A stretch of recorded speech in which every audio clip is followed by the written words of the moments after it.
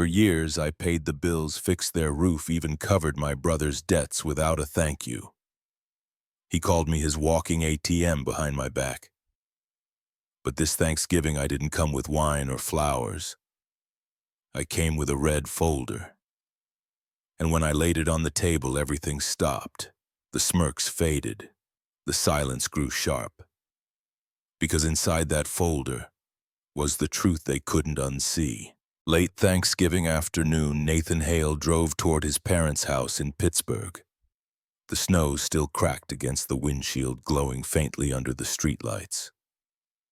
On the passenger seat, 2 bottles of red wine and a bouquet of tulips shifted with every turn. He brought them not out of obligation, but as a last-ditch gesture of goodwill, though he already suspected it wouldn't be noticed. The front steps were dusted in snow, the walkway unsalted, as if no one had expected or wanted company. He hesitated at the door, the cold wind biting through his coat.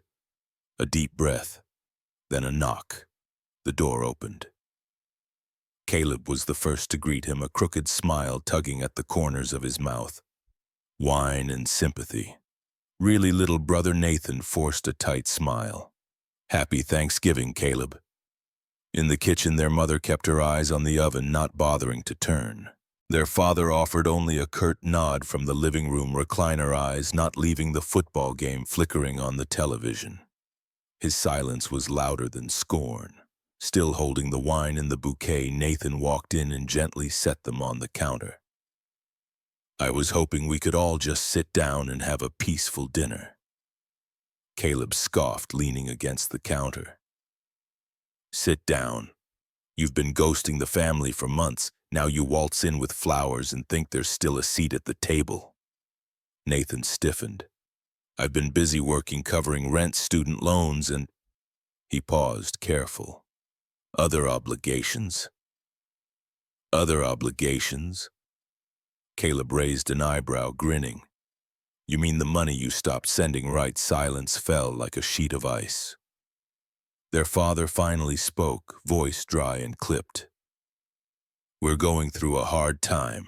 Caleb asked for help. Families are supposed to show up for each other. I have shown up, Nathan said. Every month for the last 5 years. Quietly, without complaint. Their mother finally turned her face unreadable. So now you want credit, is that it? No. Nathan replied, his voice steady. I want respect. She looked at him for a moment, then walked past him to the front door and pulled it open wide. If you won't stand with your family, she said coldly, then you don't belong here. Caleb smirked, arms crossed. Don't let the door hit you. Nathan stared at them. His father wouldn't meet his eyes. His mother's hand gripped the doorknob like a final verdict. The door slammed behind him. A tulip slipped from the bouquet and fell into the snow. The wine bottles glinted for a moment in the porch light, then disappeared behind him. That night, Nathan checked into a roadside motel, fluorescent lights buzzing above the threadbare bedspread. The room was cold, but he wasn't. He sat on the edge of the bed for a long time, coat still on, hands clasped between his knees. The silence was thick. No voices yelling from other rooms, no traffic outside, just the hum of the heater working too hard. From his bag, he pulled out the red folder he had compiled over 2 careful months' bank statements, emails, receipts, messages, a chronicle of every dollar transferred, every favor repaid with silence or disdain. It wasn't revenge, it was a reckoning. He had started collecting the records the day he overheard Caleb on a speakerphone call laughing. Nathan, he's basically a human ATM. Just say the right sob story. He looked at the final document, the one his lawyer had drafted, a demand for repayment. Calm, detailed, and utterly irrefutable. There was even a section for mediation offering options before court involvement. Ms. Walsh had insisted on it. His fingers traced the edge of the paper. There were tabs marked for each family member. $3, $200 for Caleb's car repairs that had magically preceded a trip to Cancun. Won $500 for mom's urgent dental surgery that became a new entertainment center. $8,000 in emergency home repairs that somehow aligned with their kitchen remodel. He read through each section slowly, allowing himself to feel the sting one more time. Not to wallow, but to remember. He had come home hoping for peace. Now he would settle for justice. 2 months earlier, the first leaf had barely turned gold when Nathan Hale started his quiet audit. Not the kind he conducted for clients at his downtown firm, but of his own life, his own family. It began the day he found an old email from Caleb flagged in his inbox, $500 for rent just this once. The same month, Nathan saw Caleb on Instagram holding champagne at a Steelers VIP event. He didn't get angry, not right away. He got meticulous. Every transfer, every favor, every guilt-soaked request had a paper trail. Caleb's Venmo notes went from emergency tire to thanks, bro. And their mother's PayPal request included a note, roof repairs. But Nathan later matched the timeline to a home goods order, $1 and $100 on a new sofa. He printed everything. Emails, text threads, transaction histories. Highlighted, annotated. Even the message from his mom last Easter, "We're family, Nathan. You're doing well. It's just money." It hadn't felt like just money when Nathan canceled his annual vacation to cover Caleb's third overdraft that year. He met with Carla Vance, a lawyer who specialized in financial coercion and family exploitation. She was brisk, no-nonsense, a former prosecutor turned advocate. Carla read through the folder. "You documented all this." "Every cent," Nathan said. She tapped the papers. "Nathan, they didn't just ask for help. They've conditioned you into compliance. This isn't just guilt-tripping, it's dependence by design." Nathan exhaled. "Is there even a legal case? There might be," she said. "We could argue undue influence or coercion. More than that, you've got documented intent." Here she flipped to a bank record. This one says, "Loan to be returned." That's enforceable. Nathan remembered that one. Caleb had called sobbing, claiming he was about to be evicted. "Just this once, I swear." Carla leaned back. "You need to decide what you want. Court settlement, clean break. We can prepare a formal repayment request. No threats, just facts. It's their choice how to respond." He didn't answer right away. He looked out the window of Carla's office at the city's skyline sharpening against the dusk. "I want to stop bleeding quietly," he said. That night back at his apartment, Nathan started building the red folder. It wasn't vengeance. It was architecture. Each document was a brick, each record a beam. He wasn't just building a case, he was rebuilding his boundaries. The silence that followed was intentional. Nathan didn't reply to his mother's daily texts or Caleb's half-hearted memes. He didn't send money when their father accidentally included him on a forwarded bill. Instead, he kept watching, listening, waiting. He wasn't preparing for war, he was preparing for freedom. Nathan's earliest memories were of being quiet, not shy, just careful. While Caleb roared through the house with wild ideas and reckless charm, Nathan made sure his shoes were aligned at the door, his chores were finished, and the electric bill was paid on time. He had learned early that being the dependable one earned him safety, if not affection. At family gatherings, Caleb's stories and mishaps were met with laughter and forgiveness.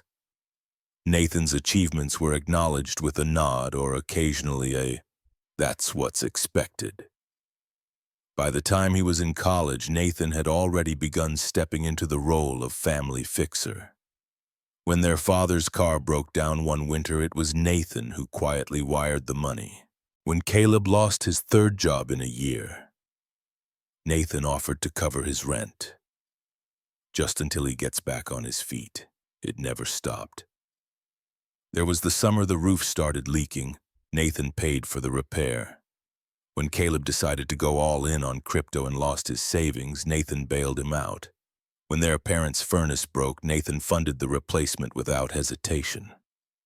And when Caleb's daughter was born, and her mother moved out, Nathan found himself paying a portion of her daycare so Caleb could focus on rebuilding his life. He kept the receipts, the files, the polite emails with subject lines like, "just confirming transfer" or "loan for roof repair." But he didn't keep peace of mind. Each time he tried to assert a boundary, it unraveled. His mother would call, her voice trembling. "Your brother is trying, Nathan. He's not perfect, but he's doing his best. We raised you to be strong. You can handle this. He can't." If he hesitated, she'd add, "You know what it says about you when you turn your back on your family, right?" So he complied, again and again. What they never said aloud, but Nathan felt in his bones, was that his usefulness had replaced his place as a son. His giving made him acceptable. His giving excused their taking. The guilt was like background radiation, subtle, omnipresent, and exhausting. He worked overtime, cut back on vacations, skipped dates, avoided friends who asked too many questions. He couldn't explain the twisted obligation without sounding bitter or worse, weak. He kept telling himself it would get better, that one day they would say thank you, that one day they'd stop needing so much. But that day never came. The breaking point had arrived during an otherwise ordinary Tuesday. Nathan had come home late from work, drained and silent. A takeout box on the counter unopened. His phone buzzed Caleb again. This time it was child support drama. "They're garnishing my paycheck, man. I need something just to float me till next week." Nathan didn't respond. The next evening his phone lit up again, but this time with a forwarded audio file from a friend of a friend. Someone had overheard Caleb bragging at a poker night. "Nathan Dude's a walking ATM. You say emergency and he practically Venmos on command. He's got guilt baked into his DNA." The words weren't what broke Nathan. It was the laughter. The chorus of guys chuckling, egging Caleb on, like he was clever, not cruel. Nathan had sat in the dark for nearly an hour that night, staring at the ceiling. Then slowly he pulled out his laptop and began documenting every transaction, every beer, every text. That was when he realized this wasn't a phase, this was a system. His kindness had become currency, his love a ledger. He wasn't a brother or a son, he was a budget line. And somewhere along the way they had stopped pretending otherwise. Nathan didn't reply to the audio clip. He didn't call back, didn't ask Caleb to explain or apologize. He just turned off his phone and let the silence take hold, something unfamiliar but deeply necessary. Over the next week, the messages poured in. His mother left voicemails laced with concern and accusation. "I don't know what's gotten into you," she said, "but cutting off your family like this. We've always loved you." In the next breath, Caleb's in real trouble now. "You think that doesn't matter?" His father, who rarely texted, sent a simple message. "Don't make this permanent." Then came Caleb, angry, volatile. "You're a coward. All that education and you still act like a damn robot. You want to teach me a lesson, go ahead. But don't come crawling back when you realize you've burned the only bridge that ever mattered." Nathan didn't respond to any of them. Instead, he met again with Carla Vance. She reviewed the updated records, noting the date-stamped screenshots, the voicemails, the bank transactions categorized by recipient and purpose. "This is thorough," she said. "The next step is simple. You've documented the support. You've documented the deception. Now we document your boundaries." Nathan nodded, jaw clenched. "You're within your rights to request repayment," Carla continued. "They may refuse, they may mock it, but the point isn't to win. The point is to reassert what was taken from you, your agency." He walked out of Carla's office with a cleanly printed demand letter and a structured payment plan. It even included a clause offering mediation, showing good faith. It wasn't a threat, it was an invitation to accountability. The days ticked by. Then Thanksgiving approached. Nathan hadn't planned to return. In fact, he had booked a short trip to Asheville, North Carolina, a quiet solo escape filled with secondhand bookstores and mountain walks. But something in him itched at the idea of disappearing. He hadn't vanished. He had transformed, and part of that transformation meant confronting, not escaping. So he changed his plans. This time he would not show up with flowers or wine. This time he wasn't hoping for peace, he was bringing the truth. On Thanksgiving morning he parked outside his parents' house. No snow this year, just brittle leaves scattered across the lawn. The sky was gray and unmoving. He walked to the door with the red folder in hand. It was Caleb who answered. Caleb's smirk vanished the moment he saw what Nathan was holding. "Oh, you've got to be kidding me." "I'm not here to fight," Nathan said calmly. "I just need 10 minutes. Behind Caleb, their mother's voice called out, "Is that Nathan?" Then she appeared, her face tight. "I thought you weren't coming." "I wasn't," Nathan said, "but I realized I owed you all some clarity." He stepped inside. The warmth of the house hit him familiar and stifling. The TV played in the background, football as always. Their father sat in the recliner, arms crossed, watching without comment. Nathan placed the folder on the dining room table. "I've compiled the full financial support I've given over the past 7 years," he began. "Detailed by date, amount, and reason, each transfer, each request, each response or lack thereof." His mother folded her arms. "Is this a joke?" "It's documentation," he replied evenly. "I'm not asking for back pay out of spite. I'm offering a structured repayment plan, and I'm also offering mediation should you want to resolve this privately." Caleb scoffed. "You're really pulling this shit on Thanksgiving." "You gave me the excuse," Nathan said quietly. "You all told me I didn't belong here unless I stood with the family. I needed that moment to make this decision final." His father spoke, voice low. "We're not paying you, Nathan." "I expected you wouldn't," Nathan said. "But you will receive a formal letter next week, and I'll follow through." His mother's face had gone pale. "You're tearing us apart." "No," Nathan said. "I'm just acknowledging what's already broken." For a beat, no one spoke. Then Caleb lunged toward the folder, grabbed it, and threw it across the table.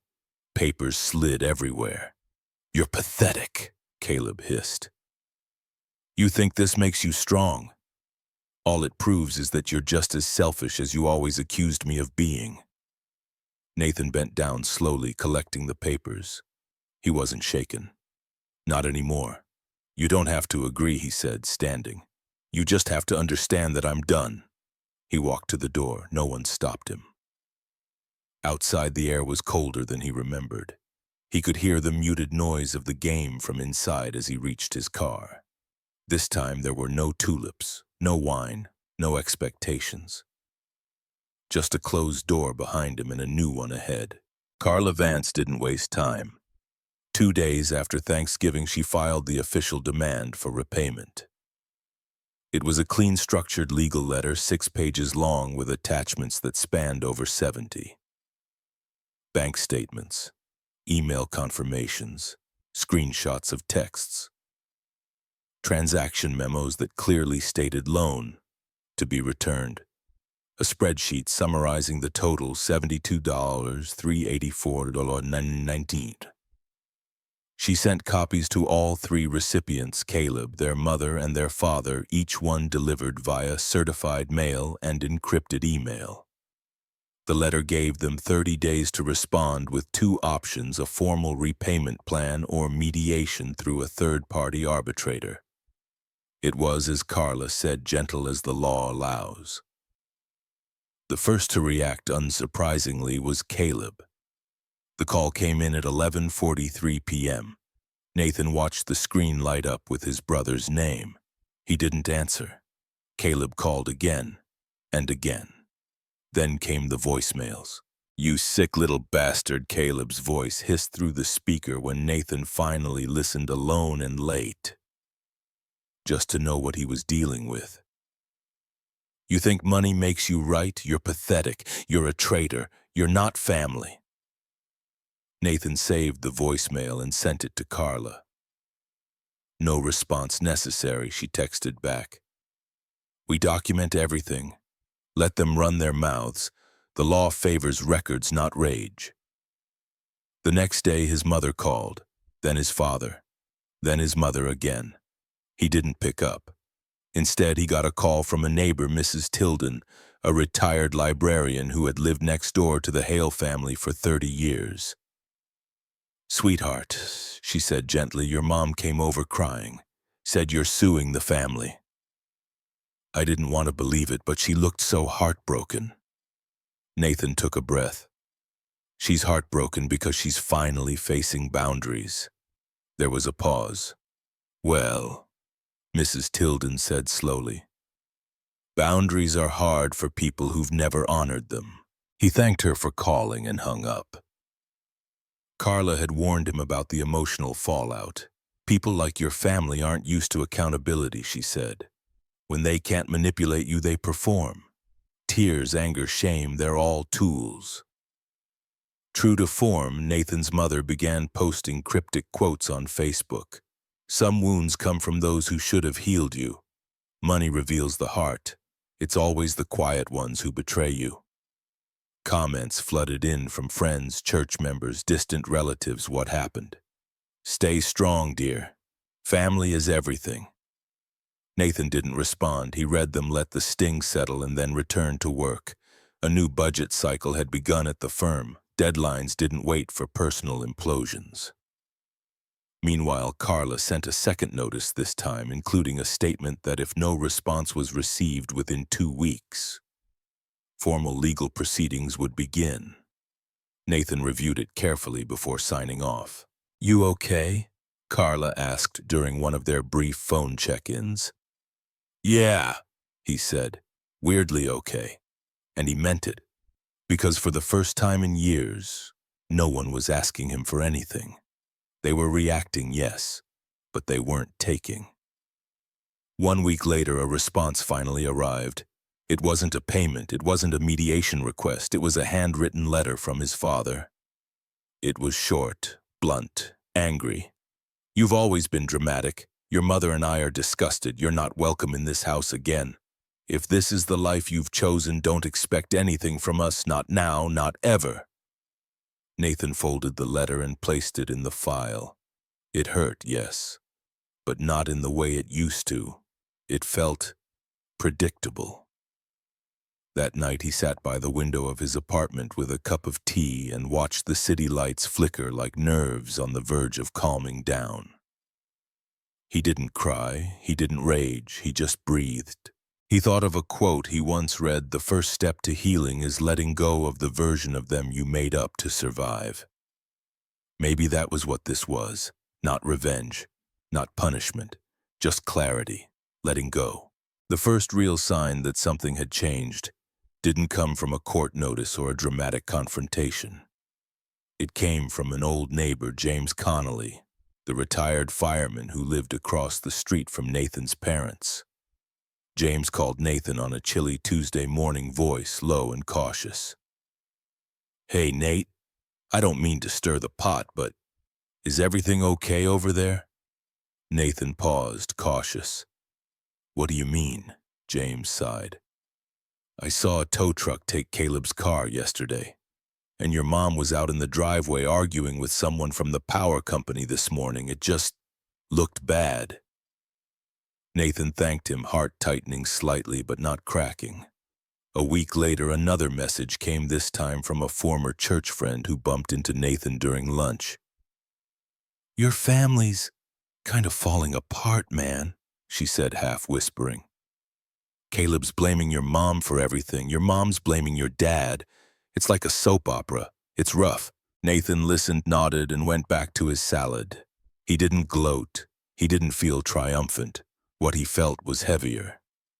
He opened his journal that night and wrote a single line, pain exists, but I can no longer fund the cycle that creates it. Meanwhile, Carla kept him updated. Caleb hadn't responded to mediation offers. His parents hadn't contested the demand letter legally, but they also hadn't made a single payment. Silence wasn't compliance, it was avoidance. And in that silence, the cracks widened. Caleb's car was repossessed when he missed 3 months of payments. He claimed the banks were corrupt and blamed crypto's collapse for his unemployment. When his landlord threatened eviction, he turned to their mother, who had just sold her smart TV and the family laptop to cover overdue utility bills. The family tension spilled into the open. For years it had simmered beneath false unity. Now, with the financial lifeline cut, the masks dropped. Their mother called Caleb irresponsible. Caleb accused her of weaponizing Nathan's money. Their father sat between them like a statue, disengaged, bitter. What used to be whispers and manipulation became shouting matches overheard by neighbors. Eventually, even social media picked up on the dysfunction. Caleb posted cryptic rants. His mother replied with scripture-laced subtext, and friends began quietly unfollowing. Nathan watched none of it directly. He only knew when friends forwarded screenshots or tagged him in concerned messages, and through it all he remained silent. Every urge to reach out, to fix, to explain, to comfort was met with the hard-earned reminder, you already tried. They chose chaos, so he chose stillness. In his journal, he wrote more frequently. He began to fill pages with clarity he hadn't possessed a year earlier. Not just about his family, but about himself. He realized that giving had once made him feel needed. That being the responsible one wasn't just a role, it was an identity he clung to because it was the only way he felt worthy. But when the giving turned to bleeding and still they demanded more, he finally saw the truth. They didn't love him for who he was, they loved what he could provide. And when he stopped providing, their love stopped too. That wasn't love. That was dependency dressed in obligation.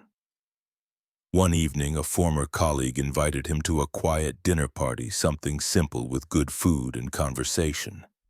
Nathan hesitated, nearly declined, but then he said yes. At the table, surrounded by laughter and stories that didn't revolve around guilt or money, he realized something strange. He felt light. Not ecstatic, not healed, but unburdened. No one at that table needed him to be anything but himself. No one asked for a loan. No one accused him of betrayal. They just passed the wine and listened when he spoke. It felt like breathing fresh air after years underground. Afterward, walking home under the early December stars, Nathan smiled, small but genuine. He pulled his coat tighter and whispered to himself, "Let what must fall, fall." Nathan moved into the new apartment on the first Saturday of January. It was a third-floor unit just off Reynolds Street facing Frick Park. A view of skeletal winter trees that felt honest and still. The space wasn't large, but it was his. Quiet, bright, and untouched by memory. For the first time in his adult life, Nathan furnished a home with intention. He bought a desk. Not a hand-me-down, not something salvaged from Craigslist. A real desk with smooth ashwood and clean lines. He assembled it himself, slow and steady, in the middle of the empty living room. Each screw felt like an affirmation. He placed it by the window. This was where he would work now. This was where he would rebuild. A few days later, Carla called. "They've responded," she said.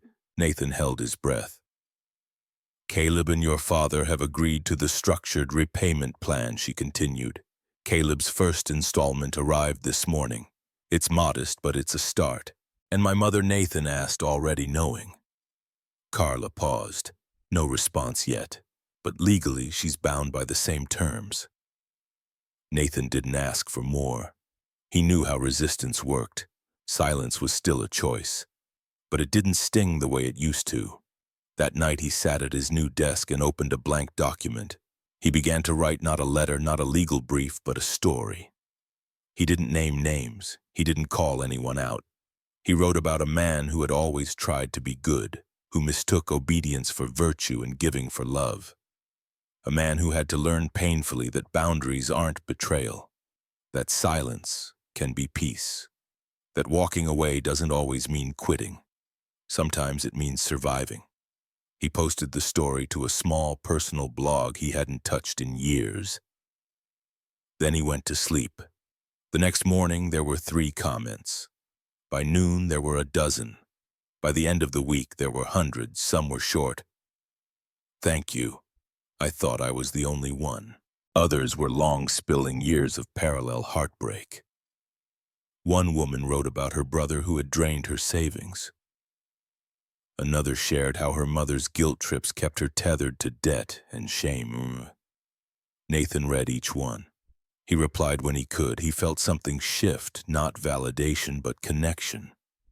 A recognition that the pain wasn't isolated, that his silence had company, that other people had been gaslit, guilted, and ground down by the same soft blades of familial obligation. He kept writing, not just about the pain, but about the healing, the small wins, the way a quiet morning could feel like a revolution, the way a meal cooked alone without resentment could taste like freedom. His blog didn't go viral. It didn't need to. It reached the right people. One evening he walked through Frick Park as the sun set behind the bare trees. The wind stung his cheeks, but he didn't flinch. His coat was warm. His steps were steady. He passed a father teaching his son how to skip stones across the icy creek. He didn't linger, but the moment stayed with him. He thought about his own childhood, not to mourn it, but to mark it.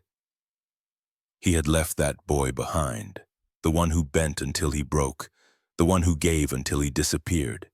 He whispered not to the wind, but to himself, never again. That was the promise, not out of anger, but out of love for himself. The message came on a quiet Friday morning, nestled between an online bank alert and a newsletter from his local bookstore. It was from Daphne, his cousin, the only extended family member who had never asked him for anything but time and honesty. Hi, Nathan. I don't want to make this awkward, but your mom asked me to speak with you. She didn't want to write, not yet. She's struggling. Would you be open to a short coffee just to talk? Nathan read it 3 times before answering. Okay, just coffee. They met at Bean and Hollow, a cafe tucked into the corner of a quiet block where the baristas knew Nathan's name but never asked questions. The smell of nutmeg and roasted beans clung to the air.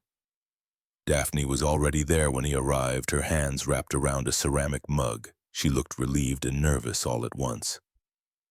Nate, she said gently, rising to hug him. He accepted it gratefully, carefully. They sat. The small talk was brief, perfunctory. Then Daphne pulled a folded envelope from her bag. She wrote this yesterday, she said. Said she wasn't sure if she could say it right out loud. Nathan took the letter. It was handwritten in the familiar cursive he'd seen on birthday cards and school permission slips. If I said I'm sorry, would you open the door again? That was it. No defense, no pleas, just a single sentence underlined once. Nathan folded the letter slowly, not in anger, but in thought. She's not expecting you to say yes, Daphne added. She just needed to say it. Nathan nodded. They spoke for a while longer about Daphne's new job, her rescue dog, her apartment with the leaky ceiling. And then quietly, Daphne said, I think she's realizing she lost something she can't replace. Nathan looked out the window at the passing cars, the wind ruffling the awnings. When he got home that evening, he sat at his desk, the same one he had built alone and the same one he now wrote from weekly, and he drafted a letter. It wasn't long. I forgive you, but I'm not coming back. I hope you find peace. I already have.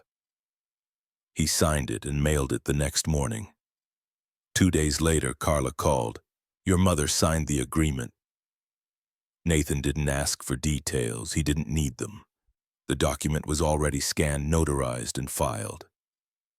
He closed his laptop and walked out onto his apartment balcony. The winter sky was soft with late sun. The trees in Frick Park stood bare but not lifeless. He didn't feel triumph. He felt closure, and that was enough. By early spring, the legal case was effectively closed. There was no courtroom drama, no televised fallout, just signatures, deadlines, and quiet consequences. The kind that linger like shadows reshaping lives without spectacle. Caleb made sporadic payments, small but consistent. Nathan's father, true to his word, said nothing but honored the agreement. His mother never replied to his letter, but she didn't contest the terms either. The silence between them was no longer a threat. It was space. They had all become self-sufficient in their own imperfect ways, or perhaps they had simply been forced to try. And Nathan bought a plane ticket to Maine. It was a modest trip, 4 days, one small backpack, no itinerary. He picked the destination simply because he liked the name of the town, Bar Harbor. It sounded like a place where a story could breathe. He walked along the cold coastline, let the Atlantic wind carve against his jacket. He hiked trails without checking his phone.